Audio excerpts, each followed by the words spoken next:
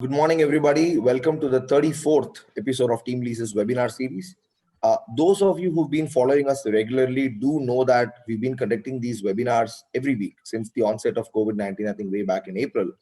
The subject for today's discussion is digital HR. And to chime in on this topic, we have with us three senior HR leaders from three very different industries: consumer durables, financial services, logistics, and supply chain. Now, between the three of these panelists, we've got a cumulative work experience of nearly 90 years in HR exclusively. Yeah. To start off with, we've got Mr. PT George, who's the Vice President HR and Admin at V-Guard Industries. He has over 35 years of experience in the consumer goods industry, with 20 years in factories and 15 years in corporate HR, primarily responsible for strategic planning, policy formulation, recruitments, performance management, learning and development, IR, etc. He has an MSW, that is Master of Social Work degree from Loyola College, Trivandrum, Kerala. It's truly a pleasure having you on board, sir. Thank you for joining us. Uh, Next up, we have Ms. Renu Bora, CHRO of DB Shankar, with whom she's been with for over 10 years now. Renu has a total experience of around 27 years, including organizations such as Blue Star, NALCO, etc. She specializes in HR strategy, learning and development, talent management, OD, employee communication, talent acquisition, corporate social responsibility, and labor law. Renu has done her master's in mathematics and is a gold medalist in MPhil computer applications from IIT Roorkee. It's great to have you on board our panel, ma'am. Thank you so much for joining us. Thank you, Bala. Pleasure here. Thank you. Last but not least, we have Mr. Parag Pachpur, who's the head of HR Shared Services at Edelweiss Group. He has over 24 years of experience, largely across diverse industries such as financial services, ITES, automobile. He's worked with organizations such as Future Generali, Force Motors in the past. He has extensive experience in managing various facets of HR functions such as talent management, compensation and benefits, M&A management, technology management and driving, etc. He's got a master's in HR from Mumbai University. Thank you so much for joining us, Parag. Thanks, pleasure, Bharat. All right, so setting the context here, coming to today's topic, it's digital HR. Now, it's anyone's guess that with the onset of COVID-19, digitalization has become an absolute necessity, and necessity is the mother of invention, as they say. However, the pace of adoption of digitalization has accelerated manifold across most organizations worldwide. During this lockdown, the most important objective for companies, amidst other things, was to hold their workforce together to ensure continuity of business in some way, shape, or form. And this puts HR function in the front and center of this goal, because without them, it wouldn't be possible to make sure that you're able to hold your workforce together. And for HR function, it wouldn't be possible to achieve that objective without digitalization in this day and age. So it's important for us to understand how exactly HR leaders across various leading organizations in the country view digitalization, and how exactly are they going to capitalize on it to drive their objectives. So we'll go around the table. To begin with, Mr. George, the role of technology, as you know, has amplified significantly over the past few months. Specifically, I think we've accelerated the pace to such a way that things which would have been normal in 2025 or maybe 2030 are happening now in 2020, right? So you know this better than I do. Now, irrespective of the current situation, technology has been a key enabler in the growth of an organization forever, anyway. But how is technology critical in HR, and how has it evolved over the years in your perspective? Yeah, Bala, we have started the HR digitalization journey a couple of years back. And we are happy that during the pandemic time, V-Guard has been awarded by the National Institute of Personnel Management the Silver Trophy Award for the National Best Practices Award this year. So that has been an achievement for all of us in V-Guard. We started the pandemic season with the stoppage of biometric punching by the government. And the government asked everyone to go for manual system of marking attendance. So we closed the factory offices in end of March. April also it continued. May our people started talking when we are reopening our factories, we want an alternate system for marking the attendance. We have quickly responded and we have mobilized the proximity cards and sent across the country for all our factory people to utilize it. By the time our HR team started working on with our to bring in a technology solution to this punching matter. Our people introduced geotagging. Now with the mobile, a couple of tap on the mobile, any employee in VGuard in any location across the country can mark their attendance without going for the biometrics or any proximity card or anything. So the issue of the contactless punching system for attendance has been successfully implemented. And that is one of the technology or an HR digitization we have brought in during the pandemic season. Similarly, if people are all working from home, if somebody wants to contact another employee, while in office, you can approach the reception to get the number of an employee whom you wanted to connect. That is practically not possible. Then how do you contact people? We have introduced a digital directory on our mobile app, People Desk, in which you can get the contact number, mail ID, department, division, designation, location, all this information on the click of a button, and you can speak to any employee anywhere in the country. So that is another technology we have brought in during this pandemic season to support and help employee work.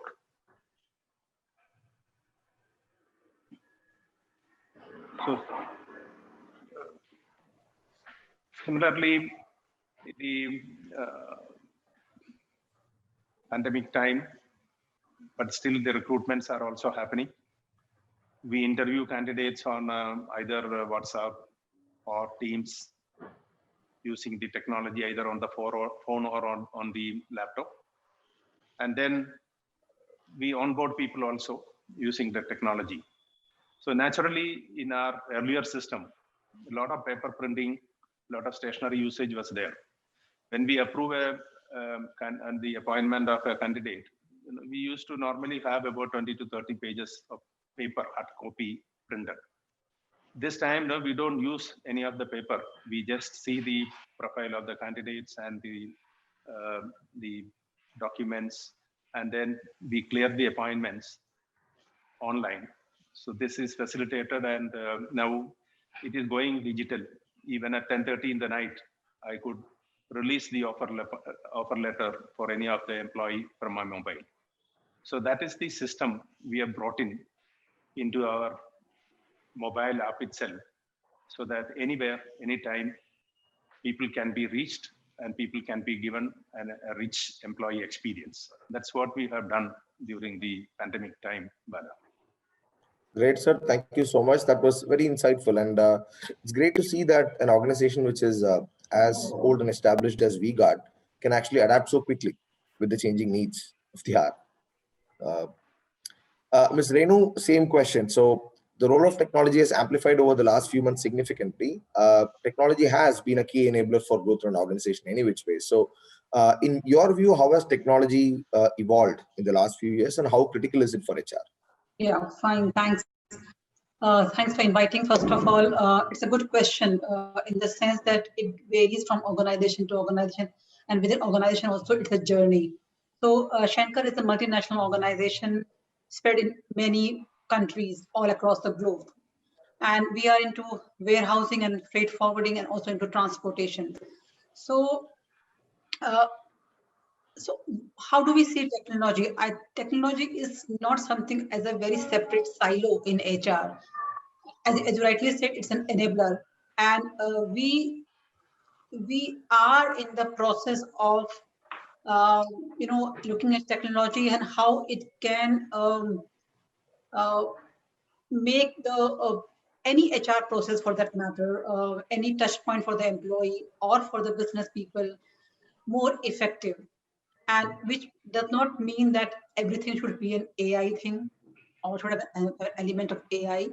It could also be automation, the way George was talking about. So I will say that, our focus has been more on the hiring space. How do we use technology for effective sourcing in the organization? How do we use technology to even reach out to people? I'll give you an example, like in our organization, and why it is important is that what technology means to, say, a high-end executive, and what it means to a worker or a driver who's driving our fleet of trucks, leased fleet of trucks, is quite different. But you have to put them in the entire value chain so that the organization becomes more effective. So I'll say that we ask our the truck drivers to use one technology which is like GPS enabled, and to even make them use and stick to it consistently has been an issue. So that is one aspect of it. But then it is used not only to track the driver's working hours, which is a compliance issue for HR. It also is so important for business, to know where your where is the truck right now. And so I was talking about hiring, that in the hiring space for knowledge worker, I think it is not a big story. It is same as any other organization. But what we are doing is that to hire workers in the remote warehouse, we are now using technology, and we are planning to use it in a big way. That the manpower vendors, we are giving them a platform very similar to Naukri.com, but then it will be like a worker. And I believe even and people question me that these are blue collar worker, why do you expect them to apply for a job on through a smartphone? But I believe that the worker, when they are going to ATM for taking out their money, it is only a matter of 5 or 6 steps which they can visualize also. So we are using it and trying it now. We are not very sure how successful will it be, but I think in the next 3-4 years it will pick up very well. Yeah, this is from my side. I think one point which really intrigued me, and since I actually come from hardcore logistics background, so rural hiring, that too blue collar hiring for logistics profiles through technology is a very, very interesting point, and I hope we have a lot of success with that. Because if you crack it, then I think sky is the limit. Yeah, so yes, so we have got these manpower vendors who have these flyers, physical flyers. They would stick to various panwala or whatever shop, and then they would, and they have their own people of their village whom they try to entice or come to the workforce. But now we think that we have Europe as an example. If you talk to the head of transportation in the leading companies in Europe, they say that they were truck driver once. So why can't it happen in India as well? So we are thinking of hiring for future, hiring very young workforce who don't just are like two hands picking and packing in the warehouse, but they can also become manager of the warehouse. Yeah. I think people keep talking about the fortune at the bottom of the pyramid. I think this is it. Yeah. Well, thanks for your thoughts, Ms. Renu. Moving on, Mr. Parag. So, same question. Uh, we know that the role of technology has amplified significantly over the last few months. How critical is technology for HR function, and how do you think it has evolved in the recent past? Yeah. Thanks once again for giving me opportunity to to participate in this forum. I think from Edelweiss perspective, when we are looking at the technology, I think uh,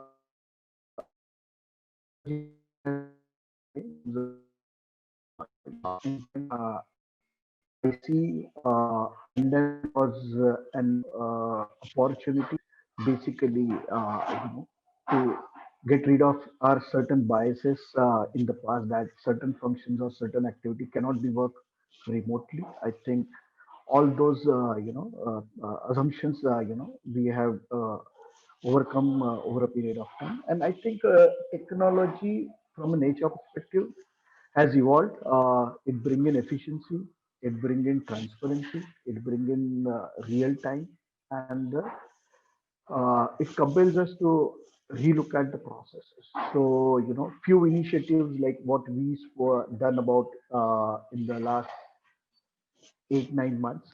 One, in terms of like Mr. George was talking about attendance, because I being heading the shared services for the various businesses, whether it is retail, wholesale, where people are there in the far remote locations. So ensuring that people at any given point of time, through technology, we understand how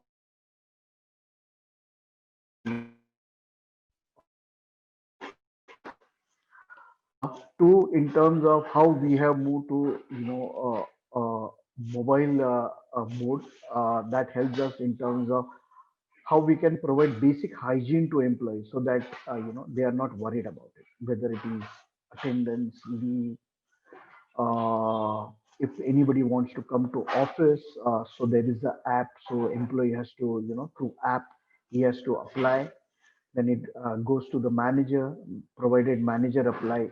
So it pick up a data from which location you are coming through geotagging.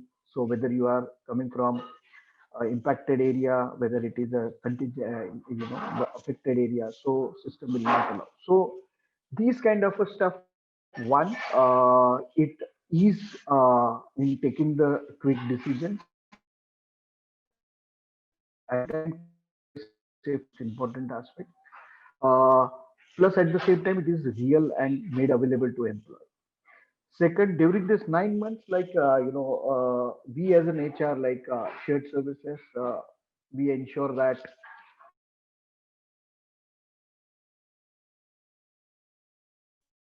from home remotely by the entire team, completed the appraisals during the entire, during this pandemic period.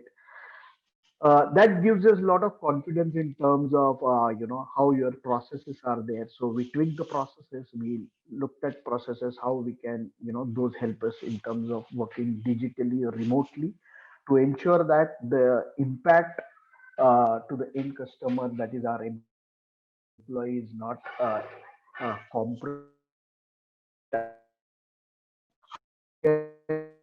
A good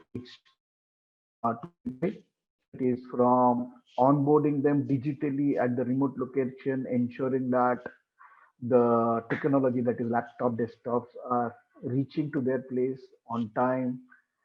Whereas on the people who have attracted, how you are ensuring that laptops, all IT assets are picked up from those places, ensuring that their SNFs are processed on time. I think that gives us a lot of confidence, not only in terms of one facet of HR, but from all dimension of HR, whether it is from recruitment, performance management, whether it is employee safety when you are allowing people to enter office. And we have ensured that as we move progress, we are more into mobile, so that informations are made available to people, on the fingertips. So that has been journey, and I think we as a, evolved technology for all of us, like how critical is HR? Like, I think from data, we move to data to, from data management to MISS, and now from MISS we are transitioning to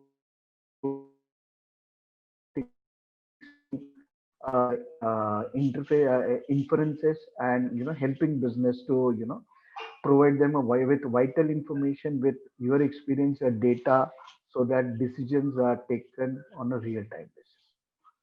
All right, That's great. it Thank from you my so end. much, Parag. Moving on, I think we just discussed about how technology has evolved in the past, especially in the recent past, and what kind of ad hoc measures organizations have taken, to counter various challenges they are facing in the onset of COVID, and how technology has been an ally.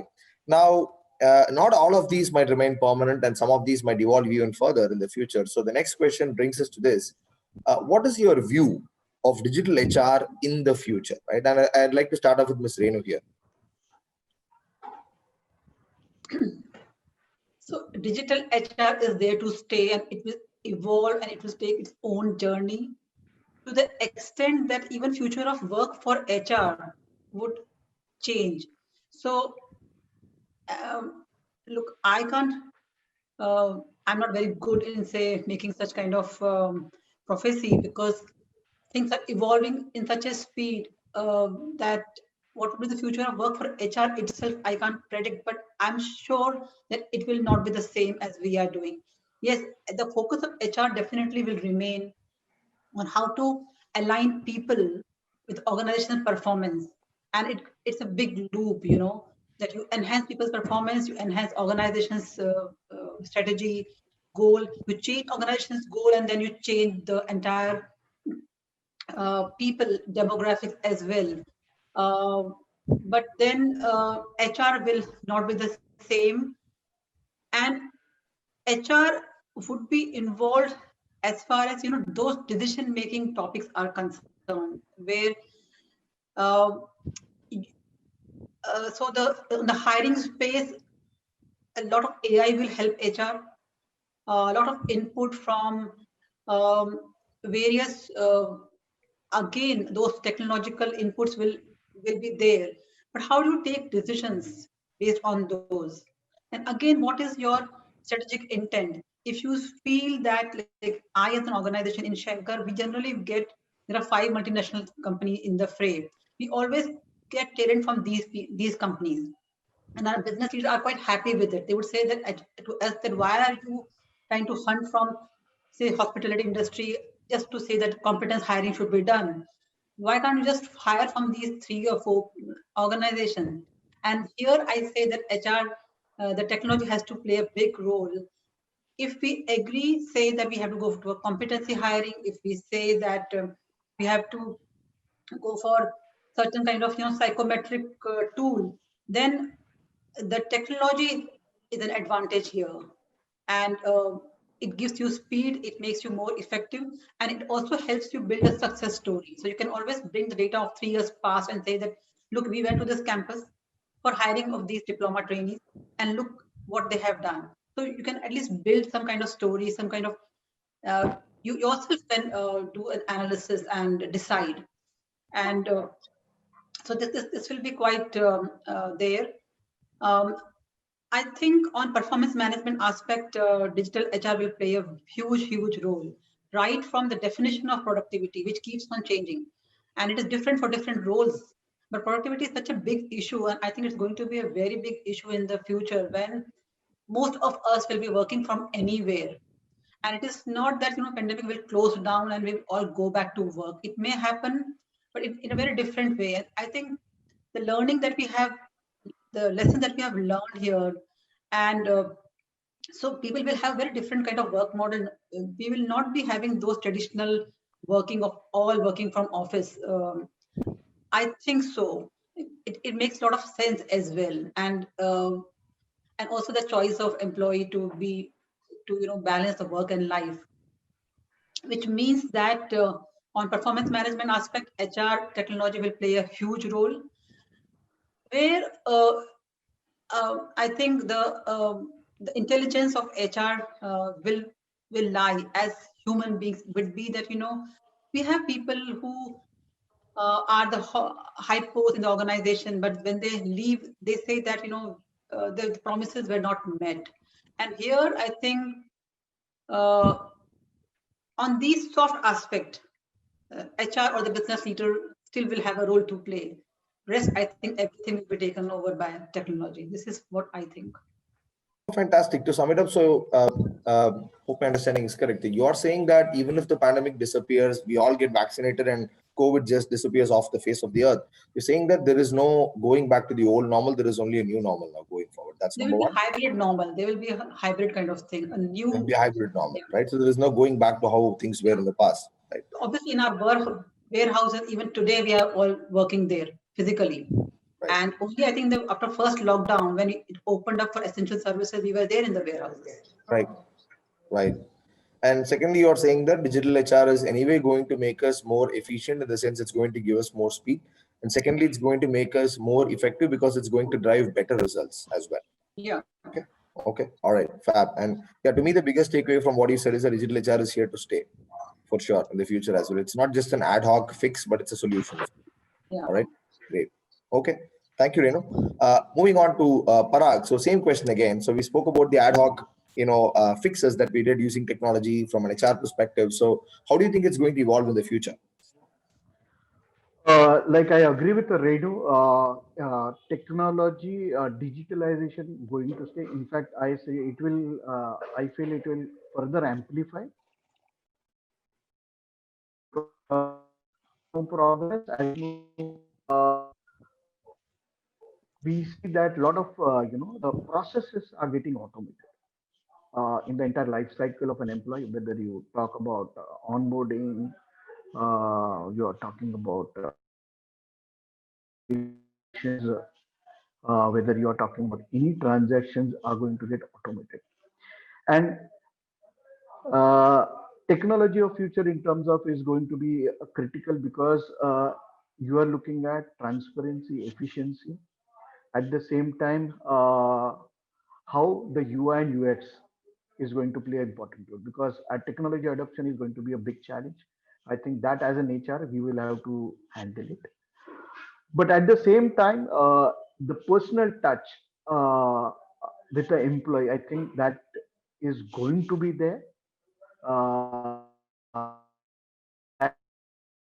Integrated, but a lot of automation will take place and a lot of activity will move to the, that's my feeling, will move to the shared services because it will be, a lot of stuff will get into converted into a transactions because your processes are well documented, your workflows are well defined, your exceptions are well built into the system. So, it will automate a lot of things, but at the same time, there will be a right balance because as an HR, one of the differentiating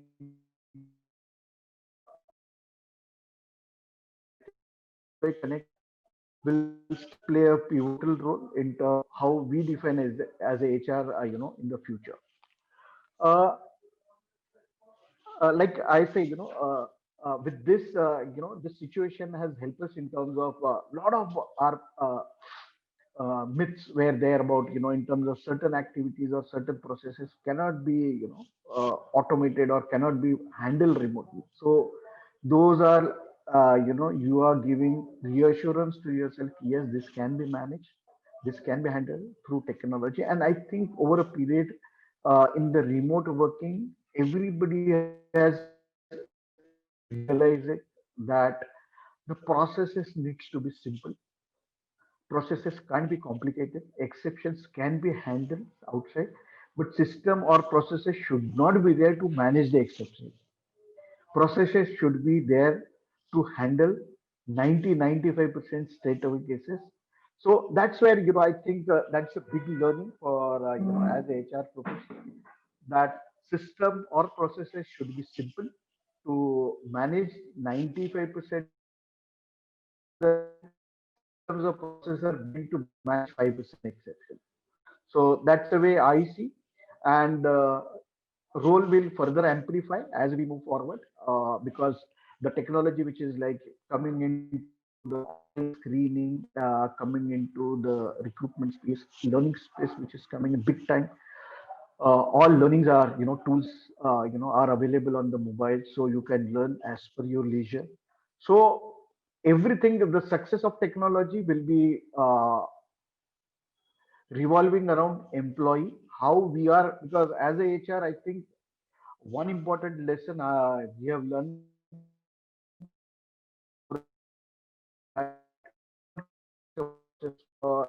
ease of HR people. We should create a system or process keeping employee as a focal point. And if we are able to do that, and if you are able to create that balance, I think then the adoption is not a big challenge. Yes, it is going to be a challenge, but yes, adoption will be a better, and the usage and the anticipated benefits from the technology, those can be derived in a much better way. That's what I feel about future of technology. Right, great. I think a couple of points that really stood out for me from that was one, you're saying that it's important for us to balance tech and touch. Not everything can be automated to such an extent that employees feel like they are just another machine, right? Just another cog in the wheel.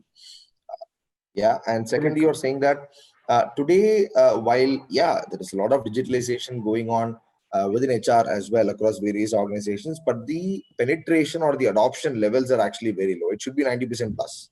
Otherwise, there is no point. We'll still have both, the existing system and the technology platform, and we'll have to manage both, which actually becomes a pain. It just creates an overhead, right? True, very true. So do you think the adoption has increased in the last few months because of COVID or no? To be honest, it's a both because we have ensured that the other part of a traditional part was not made available, so that there is only way to get into the new technology, and we ensure that we provide a way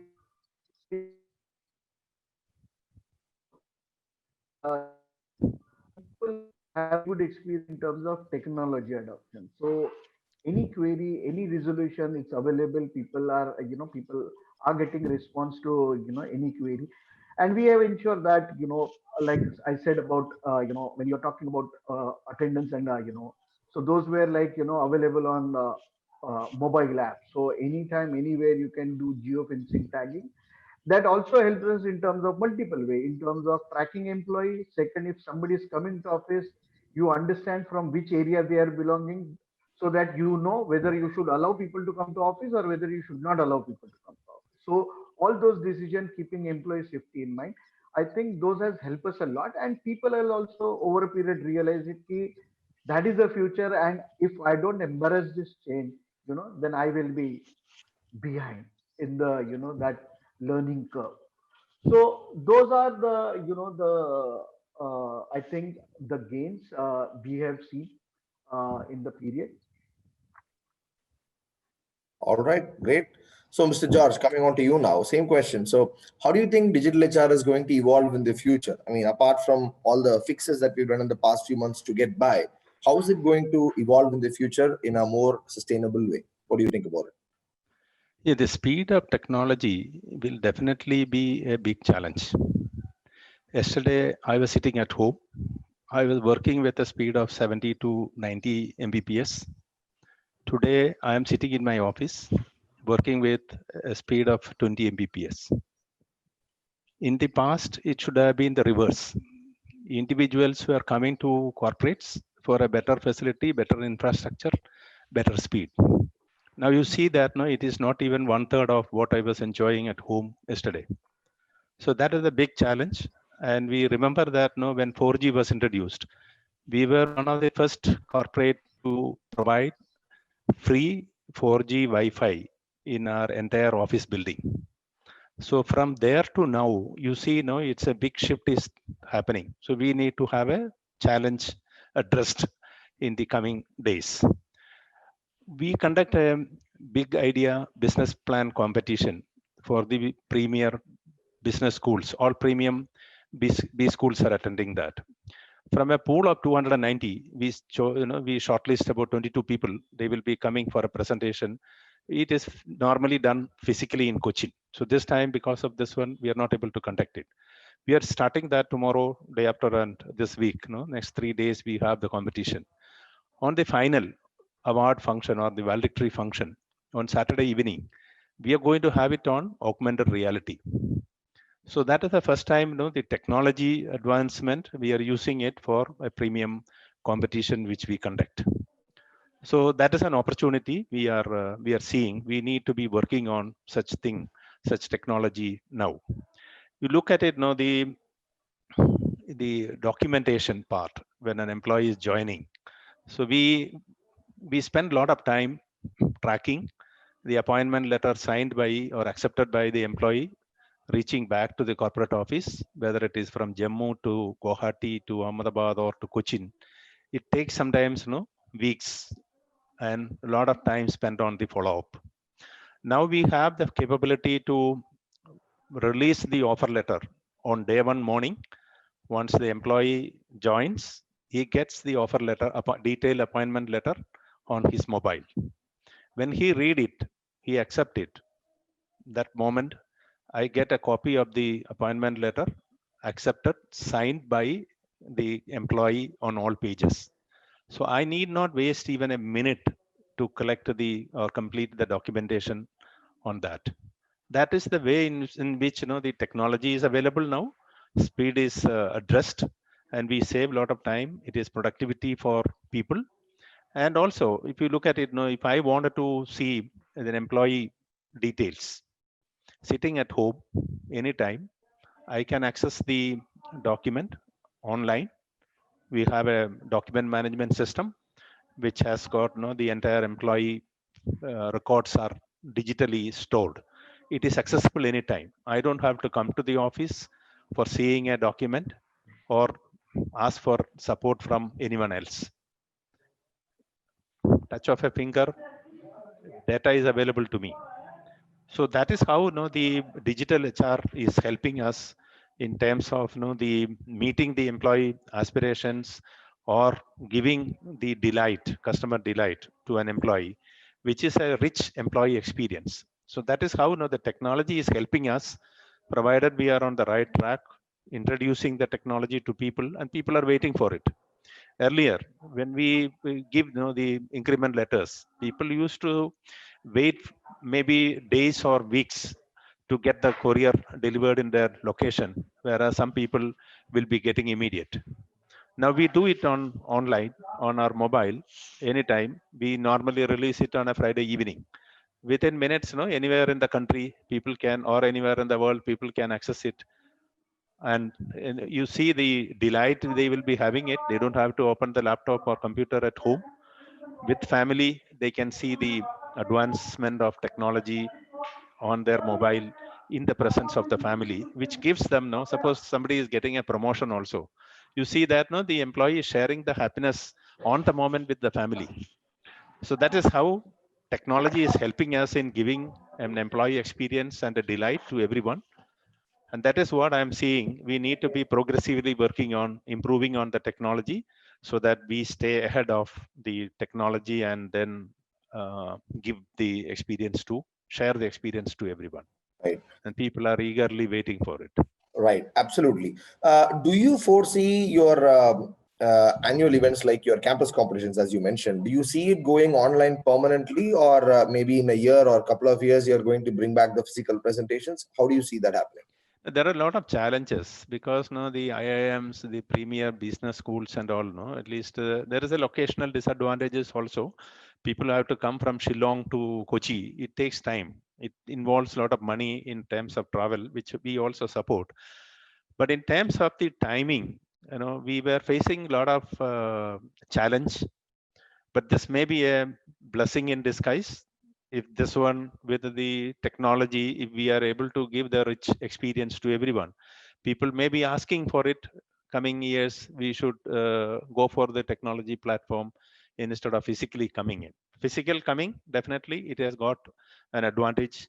But at the same time, now everybody is worried about the timing. There is pressure for time. So this may be an opportunity for people to utilize the platform which is already available, technology platform available. Perfect, makes sense. It's faster and cheaper, both. Right? Cheaper, we may not be able to say, but there are options available. when you look at it, at least, okay, if I buy the same technology from the major branded people, with the cost, what I may be spending maybe less than 25% or less than 20% of the cost. So that is what at least we do. We value money, definitely, and we work with people who have got the capability. That's how it happens. So Right. the technology is coming when it is required. All right, sir, got it. Thank you so much for your views on it, all the three panelists. Now, moving on, I'm just going to combine a couple of things in this question. So, number one, where do you see the biggest gap in tech adoption in HR life cycle, right? So, broadly, there are 5 aspects in HR life cycle management. So, it starts with hiring, onboarding, payrolling, performance management, learning and development. So across these 5 aspects, where do you see the biggest gap in technology adoption from an HR perspective, obviously? And if you're looking to invest in technology, how exactly would you assess this gap and come to this conclusion? and how would you identify or select the right technology platform or partner? So there is two aspects to this. Where do you see the biggest gap across these five phases in HR life cycle? How would you assess it, and how would you go about finding the right sort of technology solution or platform for addressing the same thing? And I'd like to start with you, Mr. Parag. Parag, you're on mute. Yeah, from my point of view, if I look at it, that's my individual opinion. I think from the hiring space, there is a gap because one, because of the geography location. Two, in terms of because when I'm saying about from a hiring space, because there is a two different paradigm. When you are talking about volume hiring vis-a-vis the value hiring. So when you are talking about the volume hiring, you need to have a technology which is very suitable to that kind of an hiring. And when you are talking about value hiring, where you need more personal touch, where you need a lot of exceptions to be handled.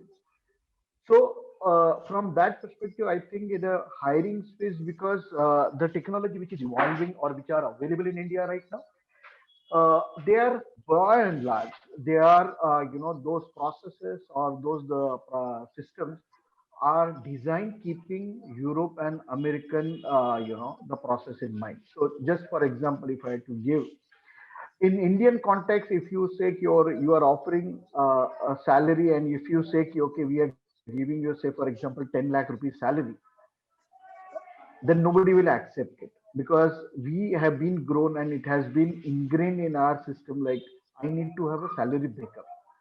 Mera take home kitna aega? So I think, from that perspective, if you look at the current technology, that is one aspect. Second, in terms of when you are talking about a volume hiring, the way, the millennials are looking at in terms of opportunity, I think it is at very nascent state, but yes, the technologies are available where, there is a interview done by the system face and basis, various parameters. System will suggest whether this candidate will be suitable to that particular role, basis the competency, basis the body language, basis the communication skill. I think those are at very nascent stage, and those are the technology which are evolving. And once they come to a matured level, I think it will revolutionize the way we are doing the recruitment. So, those are the space to watch. Say, for example, if I'm doing an onboarding, so that's imagination.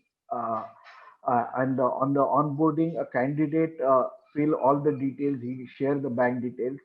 The moment he give bank detail, Aadhaar card, PAN card, I should have an internal technology through which it goes to a particular bank, it validates its salary account and come back and say the account is verified. So I don't have to, that's the way I should look at.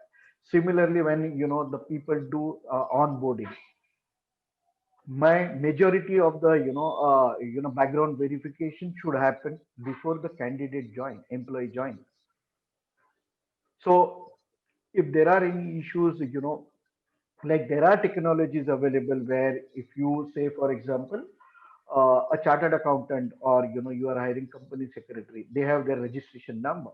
Through those registration number, you can go to their website. Through technology, you can validate whether the name, the year of passing. So all those, those are available, and I think those are in the process, which will get much more matured as we move into the future. And these are the, your HRIS is going to be one platform, and it will have it will have multiple ancillary systems which are sitting on those, and those will be doing all those kind of an automation for you, which will be very intelligent, uh, enough to meet that specific need, and then that will help you. So for example, if you are doing a hiring, so walk-ins are happening, my technology should be very adaptive to the walk-in or a campus hiring. Like Mr. George was talking about the campus hiring, because if you are hiring the number is very high, then I need to have a technology which will adopt me to, to ensure that I'm giving the right experience to the client. So that's a space I see. In all the spaces there is a scope and it is improving. But yes, this is a definite space because uh, region to region, the recruitment process, the adoption, it evolved. If you look at it, you go towards south, adoption to the English is much faster. uh, However, if you go towards north, the adoption to, the English. So data parsing, if I have a, one page CV of a, the frontline people, I should be able to scan it, parse it. Parsing should be 70-80% so that the data is coming. I should be able, the moment recruit, see, so a couple of automation we have done for a frontline sales. Earlier we used to have 7, 8, 10 parameter, very idealistic one to the evaluate. Over a period of time, we have, said, okay, why I need so many? If I need 1, 2, 3, 4 parameters, is as simple as that.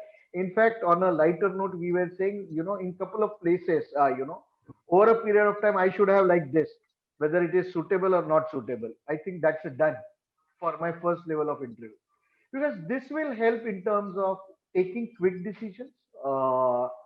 At the same time, process adoption, because many times as a HR, I have seen 25 years that as a HR, we always struggle with the credibility of HR data. Business always say my data is correct, my data is updated, rather than HR data. Our data is always a stale layer, uh, scope for improvement, because we don't have, because it depends on the process, how we are defining, how important we are giving to the onboarding. Because if my onboarding is correct, if I'm capturing all the data, then that will help me in terms of, my analytics. It will define me in terms of deriving various interface inferences from that data, whether it is in terms of predictive analytics, whether in terms of probability, of how probability people will be successful. So I see onboarding data is very critical, from an as a HR, is it become my foundation for all my, all my processes, all my analytics, from there till the employee exit in this is there in the system. All right. So there are gaps in adoption across all the 5 phases broadly, but then you are saying the biggest is in terms of hiring, because there is no uniformity and you don't really get the kind of options to drive efficiency and speed in hiring, essentially. And there are regional flavors also, like, if you look at bigger technology which are available in the market, those are basically designed keeping Europe and US in mind. In India, if you say, okay, if you are hiring me and before, you give me an offer, and if you allow me to go and do a background verification in my current organization, nobody will allow in India at any level. That's how, but in the Europe and US, that has been the practice. But in the Indian context, it is certainly not acceptable. People say, give me offer letter, let me accept the offer, and you will not go and do any ref check in my current organization till I resign, or till I, getting relieved from the current organization. Absolutely, because it leads to a lot of other complications, right? The way Yeah. we think and approach, somebody looking out is actually very different from how it is viewed in the Western world. So totally with you on that, right? So thank you so much for your views. And moving on, Mr. George, what do you think about it? So as I said, among the 5 phases of HR life cycle: hiring, onboarding, payrolling, performance management, and learning and development, which area do you think has the biggest gap in terms of tech adoption? And if you were to invest in that particular area, how would you identify the right technology platform for it? Yeah, I would say that we are doing the entire life cycle online. It depends on the appropriate technology is available. Sometime back, one of my colleague was asking, we need to computerize the income tax documentation part.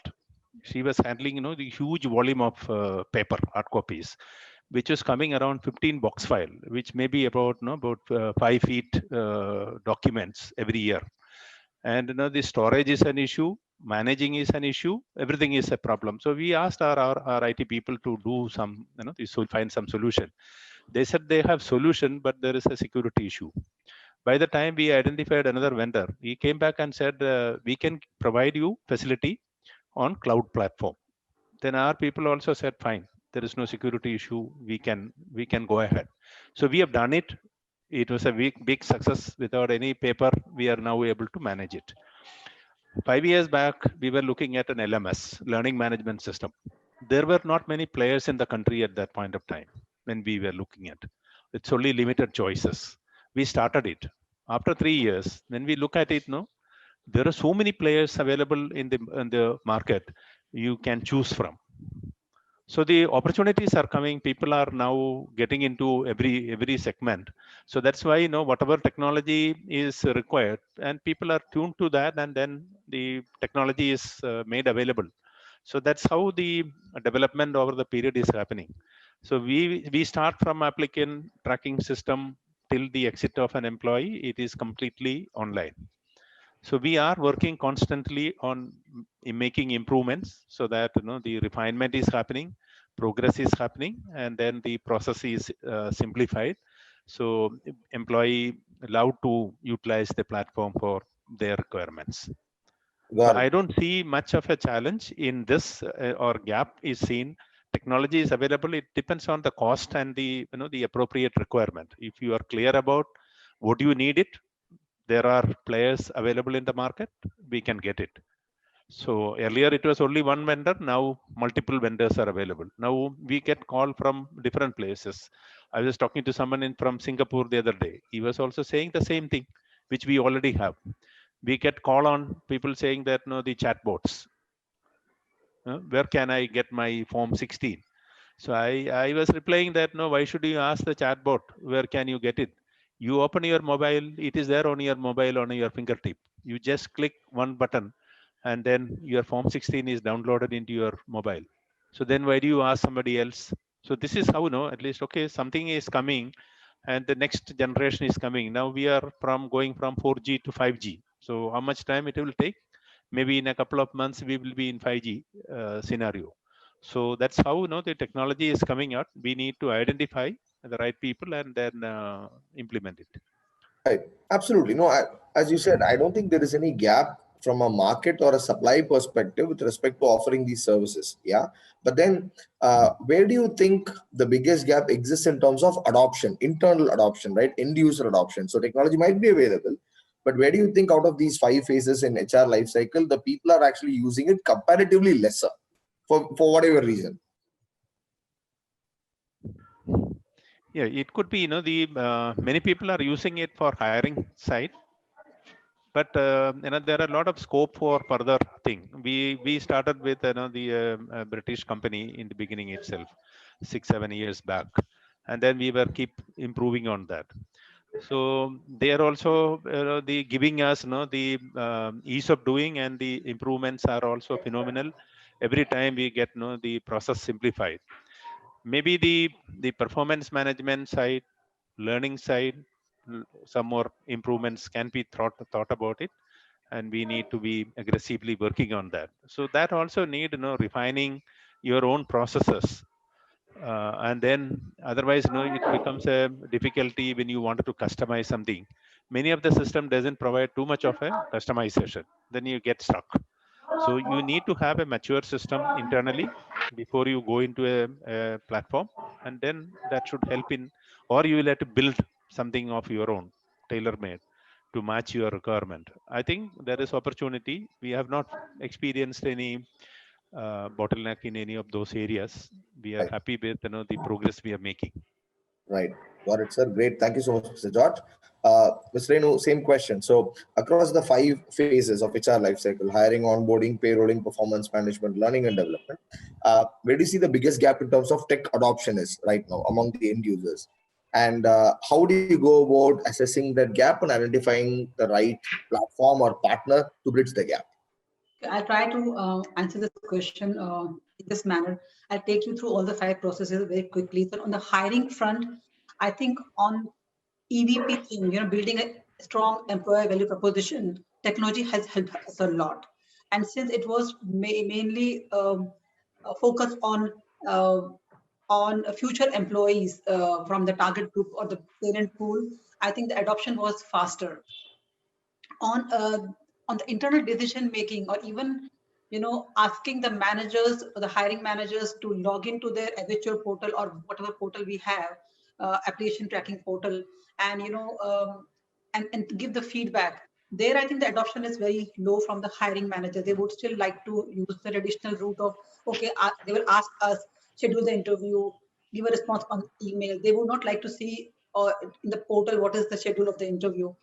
But I've seen that much depends upon the leadership. So if your CEO says that no, this is a way we will do it in future, I think adoption becomes a bit faster. I mean, the people fall in the rank. On the onboarding front, I think onboarding is one area where we have not been able to solve the entire puzzle. In terms of checklist-driven onboarding, like organizing a laptop on the day one, or business card on day one, or landline if the person has a physical location, or helping the person know where the cafeteria is or whatever, that is a very that has been solved kind of puzzle. So much so that we hired the management trainee batch. There are people who revoked the offer, but we did onboard them. And there, I think we at HR we faced a lot of difficulty because we were struggling over a hybrid kind of onboarding. We called them physically to the office, but the senior guys, they joined them on MS Team or other platform, and then maybe a day will come where we'll have a seamless kind of onboarding, even through a hybrid model, where there is less of human interface. But how do you onboard a person or a new employee on the company's culture? Otherwise, and that is where technology gap is there, and that is where a new technology can play a very, very important role on how do you onboard a person on the cultural front. And the payroll, I think the puzzle was already solved quite long time back. It's totally technology driven in most of all the organization, be it time and attendance to payroll to Form 16 to exit to Provident Fund and whatever. But the issue is about rewards. If we say payroll as simply a one point, then it's okay. But if we see it as total rewards, then how to give reward, who to give reward. If I'm given reward one-on-one, there's no public recognition, then the essence is lost. If I have a team of 5 and on a round robin league, everybody is getting a reward every month, then what is the fun out of it? So there, I think the HR or the business has to form a solution, and the technology definitely will come into play. Performance management piece, I think measurement piece, ensuring it happens simultaneously, it happens in big way. I think the technology has been a great enabler. On what should be the metrics for measurement? There, I think whether you follow OKR or you follow some philosophy, there still I think some work has to be done. And there we are struggling as an organization, as in Schenker, maybe other companies are not struggling. And post-performance management, George talked about a promotion letter coming to a house and people are happy and families seeing. But there are people who have huge expectation. And how do you handle people's expectation? At HR, we become so apologetic at times, that because everybody is looking for a promotion, everybody is looking for a 2-digit salary raise, and everybody compares one salary with the other salary, which is normal. And people do, and there's a dip in motivation level after appraisal results are announced every time. So how do you handle those aspects? There is a gap, but the technology can fill the gap. I think so. How? I don't have an answer about it. Learning and development, I think, is an easy piece because people have been able to, there are so many vendors around, there are so many platform technology which can give you very different flavors of learning, be it content, be it real learning. How do you imbibe, how do you make people imbibe the values in the organization, value, and make the organization value driven? There, I think, and how do you form a habit, joining a MS Team or a Zoom call on time, it doesn't require talent. People say coming on time does not require a talent, but how you form a habit around it. And even if you have best time management capsule, will I change my habit overnight, 21 days or whatever, is a puzzle. But I think technology still can play a big role here. That is my response, and I think. Oh, great. I think you've touched upon all phases of the life cycle and where exactly you've stated your wish list basically as to what you think are your needs and where exactly you think technology can help you address gaps, be it in terms of onboarding, total rewards, right? Making sure that employee satisfaction is met, at the same time driving productivity as well, right? I mean, how do you ensure that people are able to make the most of their own time using technology? So all those things. So thanks for that. I think we have come to the end of the questions that I had prepared. Now we've got some questions from the audience as well. Now what I've done is, just to spice it up a little bit towards the end, I've just combined a bunch of those questions, 6 questions to be precise, into one rapid fire round. Yeah. So quick questions, quick answers. So we'll go through that. I'll start with Mr. George first. When do you think we'll go back to pre-COVID levels of growth? Why should we go back? We can be advancing. Wow. You know what I have to say? It can be a combination of work from home. Earlier, we rarely give it, but now we are almost they completely working from home also at some point of time in March, April, May. And then it is a combination is happening. Now going forward also, we don't know how whether the social distancing will be continuing. In that respect, at least maybe it may not be the same old scenario. We should be looking forward to new development, new technology, and new platforms. Right. Okay. But I have to say that this is the first time across our 34 webinars we've asked this question a few times. Nobody has said why go back. Let's look forward, right, to better levels of growth. So that's great. Thanks. Second question, quick question. So COVID has proven that work from home is a viable alternative. Can this become a sustainable reality in India? Yes or no? Yeah. Yes. Yes. What our experience was, we have done a quick survey. We have seen that at least 78% of the people said it is they are satisfied with the current way of working, which is which we never expected. Right. So that is a surprise. Our technology preparation was good. What percentage of your workforce? The third question: what percentage of your workforce will permanently? The percentage wise, the factory people cannot be working from home, or R&D people cannot work from home. So rest of the people, to some extent, it should be possible to work from home. So and if you were to put a number around it, what percentage would you say out of your total workforce? We have not decided on that. We are only working maybe around 40% of our people are working from office. Rest of the people are working from home only. I thought that the finance people will be desperately wanting to come to the office, but there is not much of a pressure from finance people. They are managing it from home. All right. But I have the restriction on or limitation to allow as many R&D people to work from office, because they are testing equipments. The huge machines are all at office only, so they like to come. Okay. What is your single biggest technology investment? HR technology investment during this lockdown? People desk.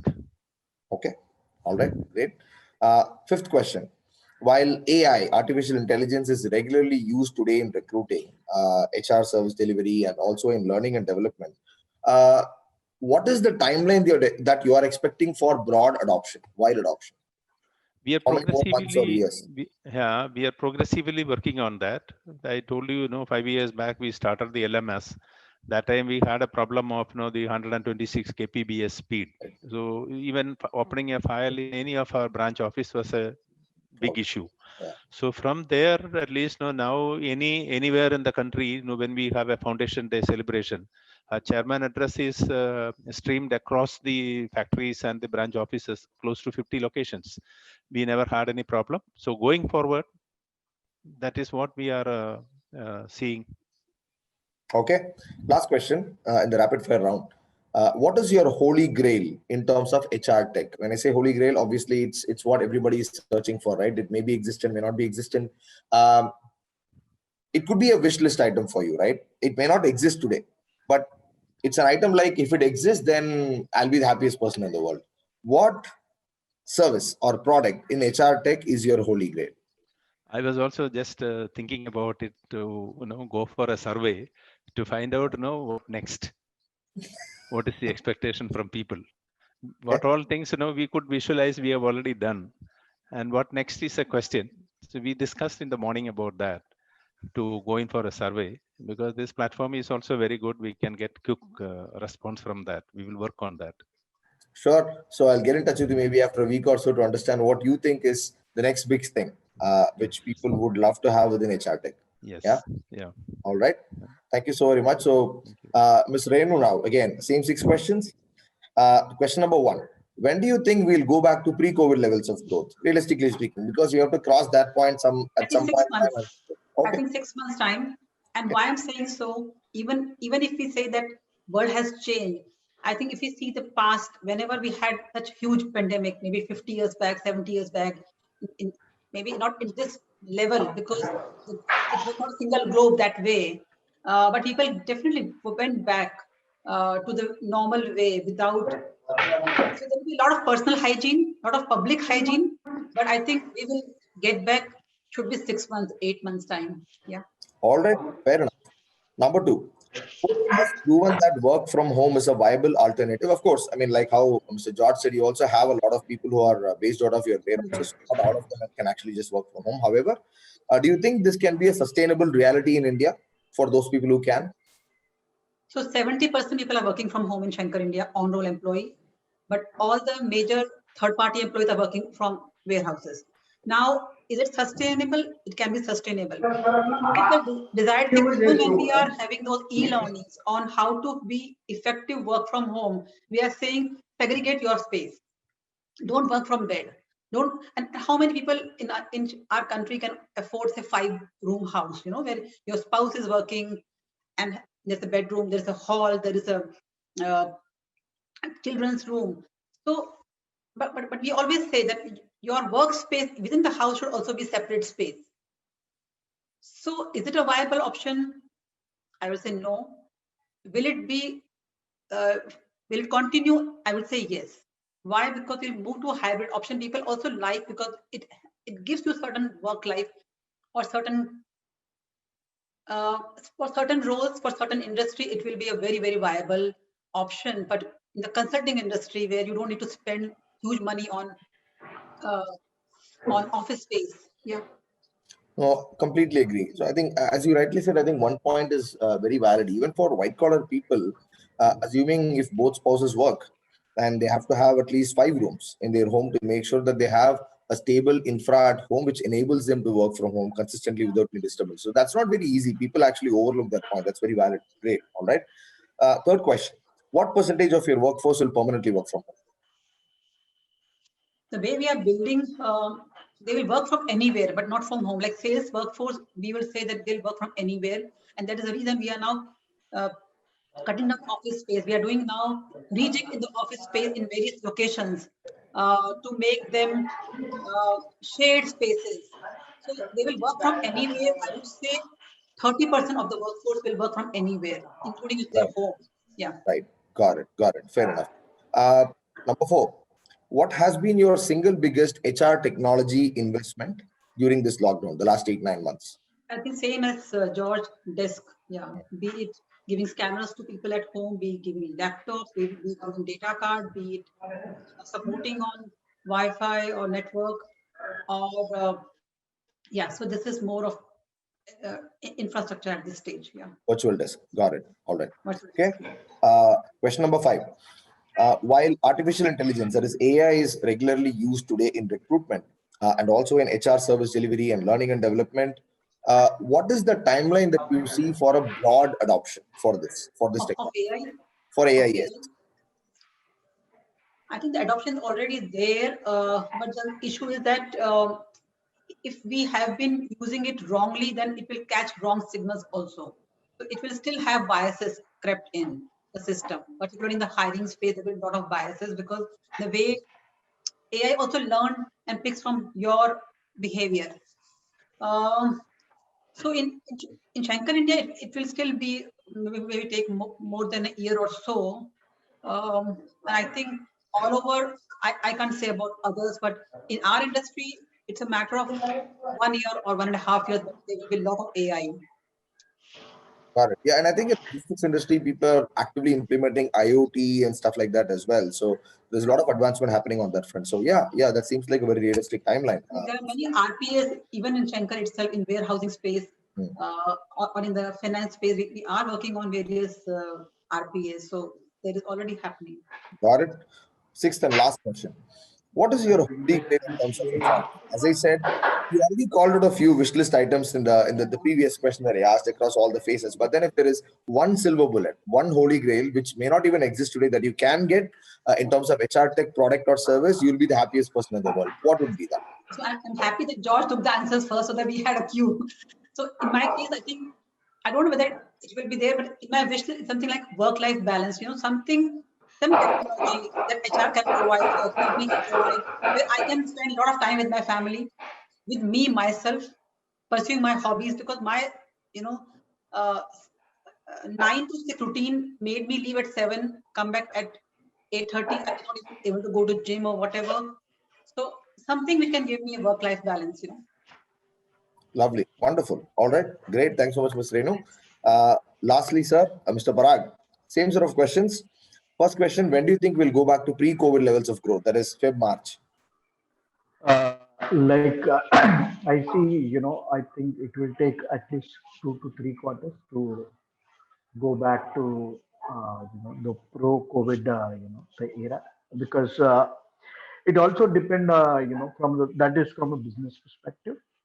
So 2 to 3 quarters I see, but yes, there are already green shoots which are, visible in the, various sectors. Like you talk about automobile, or you talk about, the consumption industry, or, you can see also, in the financial sector. So green shoots are visible. It needs to get consolidated, and I see, 2 to 3 quarters where, we'll back to the normalcy. Maybe we'll be ahead. Like I agree with George. Like, but to look at pre-COVID, we should look at how we will consolidate from there and go. If you look at it, in fact, automobile numbers are very encouraging. If you look at it, they are already ahead of, if you look at compare their numbers vis-a-vis last year pro-COVID numbers. So a lot of, the automobile white goods. Right. Absolutely. Okay. Number two, COVID has proven that work from home is a viable alternative, but can this become a sustainable reality in India? I will take this question in slightly different way. One, in terms of depending on which kind of industry. If it is a manufacturing, it will be slightly, sizable people are still, because of the work-related commitment, they have to come to office. But people who are operating from the in the service sector, I think it is quite possible. We have seen that in the pandemic because of the technology, whether it is Microsoft Team or a Zoom, that has, eliminated a lot of, your physical presence in the office, and you have been working, last 9 months, like Renu as well as George said about, we have done closure of financial year last year, New Year appraisal has happened, all significant, milestone activity which normally we all as an HR we do. I think those activity this time we all have done, maybe work from home. So that has helped us in terms of from one, because of the technology. Second, in terms of very clear objective, in terms of before you initiate the process, what is the end objective you are looking at, and then you are able to quickly do it. Two, second, it also depend on the which location you are concentrated, because location like Bombay or a metro location where commuting time is very high, I think in those spaces, work from home, adoption to work from home will be slightly on a higher side. It's purely because of the convenience, because a lot of people are traveling one way, one and a half way, are in the morning, and similar time or more that time they're spending in the evening. I think if you are allowing people to work from home, that will serve twofold purpose. One, productivity efficiency will go up, and also it will help in terms of retention. Because if tomorrow's, if you are allowing me to work from home, and maybe like, the way we are looking at like hot desking where uh, in a rotation basis, people will come to office. So to ensure that that continuity is there, personal meeting interaction cannot be replaced. So that's the way we see. But I see from a service sector and the locations based sector, work from home is going to be a sizable population for at least I see for next 1 to 2 years. How it evolves, over a period of time. Okay, fair enough. Number three, what percentage of your workforce will permanently work from home in the future? Like I said, as we are looking at the number, we are looking at, say, we are looking at in terms of the people who are in the support functions, the enterprise function largely, you know, uh, few people will come to office, but yes, certain sizable number we will, allow people to work from home because we have seen productivity is there, efficiency is there. Plus, it's a convenient because Bombay kind of a place or Bombay, Delhi, Bangalore kind of a place where people are spending too much time in terms of commuting. I think that is one significant, I can say a discovery that a lot of things can be done at home. I think so. That number is going to be a good sizable number.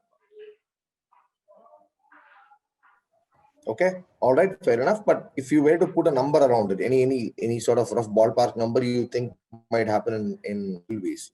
See, around realistically around 30%, 30-35%. All right, fair enough. Number four, what's your single biggest HR technology investment during the lockdown in the last 8-9 months? I think the way we are, from is the help desk kind of a stuff where uh, all the services, to employee we are providing, whether it is like Mr. George was talking about during pandemic. I think second week, the Form 16, then reimbursement, everything we have made it automated, keeping only single theme, keeping employee as a center focal point, and revolving around what are the pain points and how we can address those pain points. Small initiative, but which has a significant impact and which has a huge touch point. Whether it is online, making reimbursement, making form system available on the chatbot, uh, you know, my queries are getting addressed on a real time basis. Onboarding, doing digital onboarding to the people.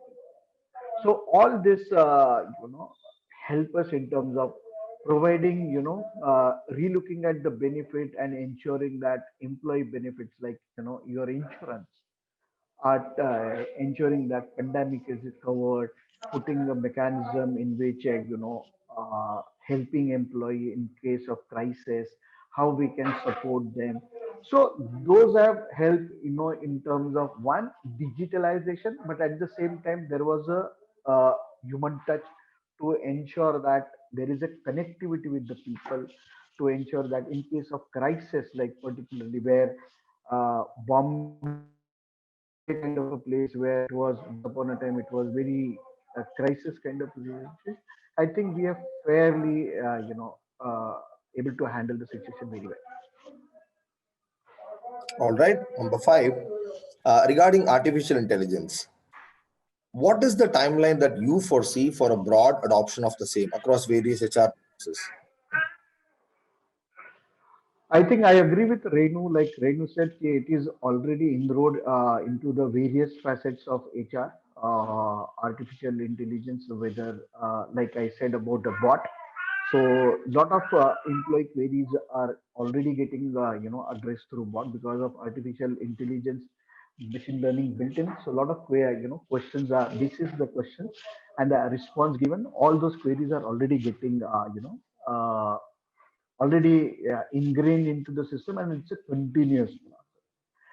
Now, second, in terms of it is making inroads. Now, I see a significant inroad they are doing into analytics. because of the various data points available. I think technology is helping in terms of analyzing the data, providing various insight to the management, to the different stakeholders to take a appropriate call. So that is already underway, and I see, like, there are like a lot of technology, if you look at it, are getting taken over. Like Tableau has been taken over.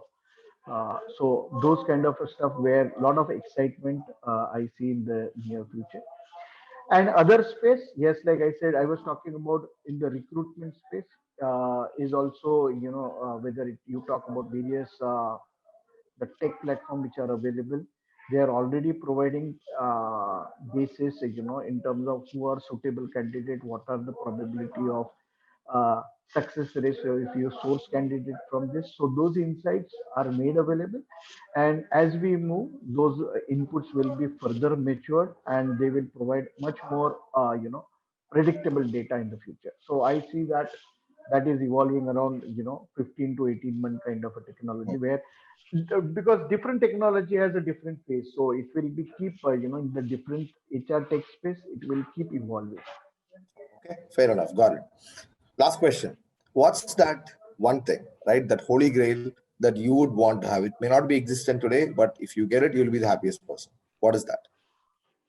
As a HR, on a lighter note, I will say, if I think, a system should behave in this manner, automatically system should configure itself and, deliver me. I think that's the holy grail, I would like to see from the system. Oh, very true. I mean, honestly, I've heard this from a lot of people because they commit to something, they invest in something, expecting it to behave in a certain way or deliver results in a certain way, but then it doesn't happen a lot of times. And that leads to a lot of heartburn. Yeah. So, what you're saying is, I mean, just deliver what you're promising, and I'm happy with that. That's it. Yeah, that's All right, great, fantastic. So that's about it. That brings us to the very end of this webinar. I mean, thank you so very much. I really hope the audience had as much fun participating in it as I had hosting it. And thank you so very much, the three of you panelists. You've been wonderful. As I said, I think this is probably the first time where we've had three people who have a combined experience of 90 years in HR space under their belt. Yeah, so you've been a wonderful panel. So thank you so much for consenting to be a part of this panel once again, and much appreciated from our side on behalf of Team Leads. Thank you. Thank you very thanks, much. Bala. Thanks, Renu. Thanks, George. Thanks, Bala, and thanks, Team Lead. And thank you, panel member. It was really a pleasure to learn from you. Thank you so much. Thanks. Yeah, thanks. Bye.